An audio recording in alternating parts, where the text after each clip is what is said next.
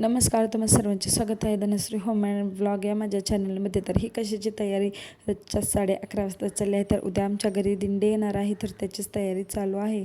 तर हे सर्व पार्किंग आहे तर स्वच्छ करून घेतलेलं आहे. म्हणजे उद्या दिंडी येणार आहे, तर त्यांचा नाश्ता व चहा पाण्याची व्यवस्था आम्ही केलेली होती. तर भरा बॅग. आजीला काय गाळण आणलंय काय द्यायला? श्री दादा आजीला केलंय न्यायला आईला.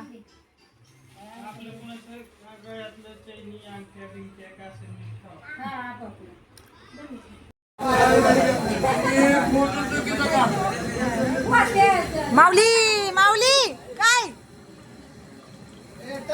दिंडी खूप लवकर आली होती, तरी हे कधीना लवकर उठणारे खूप लवकर उठून छान असे पोशाख घालून तयार झालेले होते व गंध वगैरे लावून. तर कसे आमचे छोटे वारकरी दिसतात ते नक्की कमेंट करून सांगा. काय करते जा मग वर आमच्या इकडे. नाही गंध लावलाय की आता किती वेळा गंध लावायला होती. बाबांना म्हणा गाणं म्हणा आम्ही वाजवतो.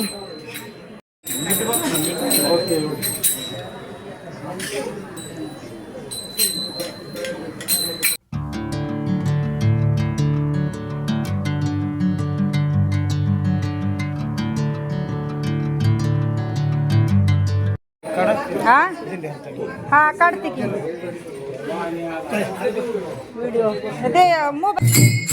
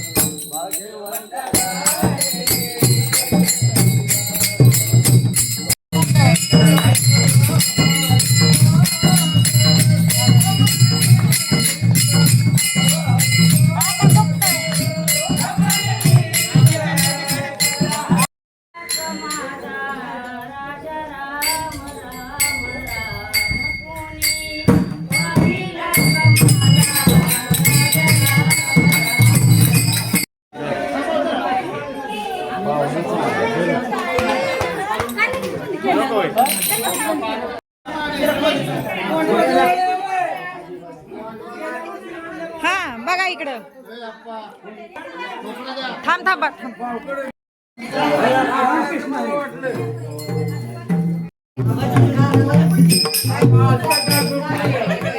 ऐका आणि लक्ष द्या. प्रतिवर्षाप्रमाणे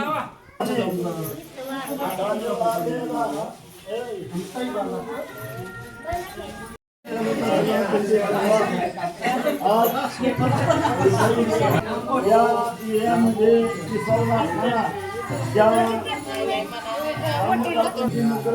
वतीनं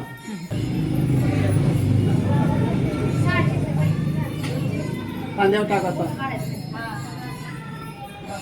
हा तसा तसंच टाक घडीच टाक.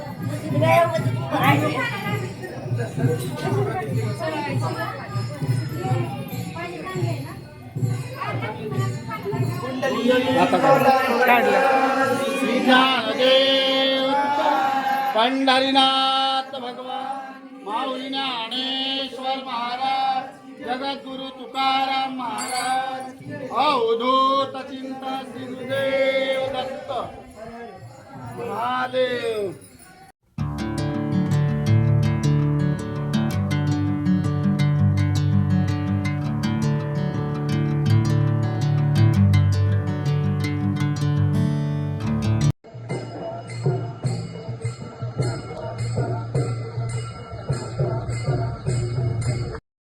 दिंडी आपल्या घरी आल्यानंतर त्यानंतर तुळस घेऊन आपल्याला चालावे लागतं. तर त्यानंतर दिंडी गेल्यानंतर देवपूजा केली, नाश्ता केला व जे राहिलेले फोये होते तर आम्ही ते पुन्हा वाटण्यासाठी पालखी व पालखी सोहळा पाहण्यासाठी गेलेलो होतो. तर खूप छान असतं, दर्शनही तिथे होत नाही पण बघायला खूप छान असं वाटतं. तर पुढे मी तुम्हाला पालखी सोहळा दाखवतेच कशा प्रकारे असतो तो.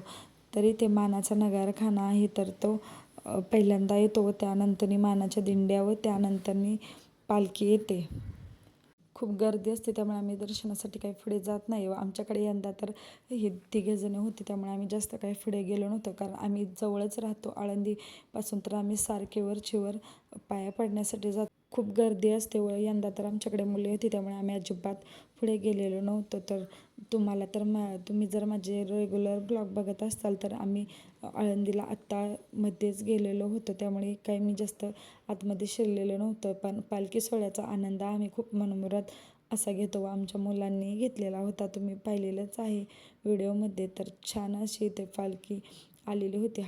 हे दृश्य बघायला खरंच खूप भाग्य लागतं. तर आणि ते आम्हाला सर्वात आधी म्हणजे पालखी निघाली की आम्हाला अनुभवायला भेटतं. तर तुम्हीही रथाचं व पालखीचं दर्शन घेऊ शकता. तर इथे व्हिडिओमध्ये मी थोडंसं दाखवलेलं आहे तर नक्कीच तुम्ही पाहू शकता किती छान असा रथ सजवलेला आहे तो.